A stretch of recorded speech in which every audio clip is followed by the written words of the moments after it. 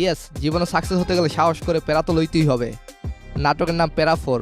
তো যাই হোক, তার পুরুষে মুশফিকার ফারহানের ডায়লগ। এই পুরান ঢাকায় এমন কোন বাগের আছে আমি বাবু সিকদার কইছি আমার কথা শুনবো না। নাটকের ডায়লগ যেমন নামবি তেমন, নাম কিং অফ সূত্রাপুর। আপনি কি মুশফিকার ফারহানের ভক্ত? কমেন্টে জানাবেন। সো এর পুরুষে মোশাররফ করিমের 420 নাটকের ডায়লগ। 5টা মিনিটের লেগে তুই খালি একটু আয়া পর, তোরে মাইরা আমি ঘুমামু ভাই, আমার ঘুম হয় না, তোরে মাইরা ঘুমামু, তুই একটু এই ডায়লগ শুই না খেলার জন্য প্রস্তুত চাষি ভাই। খেলা কারে কয়? খেলা কেমনে খেলতে হয় এটা তোরা বুঝাই দিব। খেলা কারে কয় এবার বুঝবা অনলাইন অফলাইন নাটকে।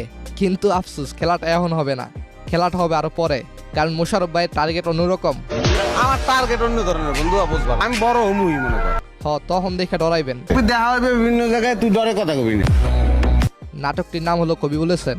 আর হ্যাঁ, যখন আমি সিনিয়রের সাথে ঝগড়া লাগি, তখন সিনিয়র যখন আমার পরিচয় জানতে চায়, আমার নাম দিয়ে আপনি কি করবেন? আপনার নামটা আমারে বলেন, দেখেন আমি কি করতে পারি।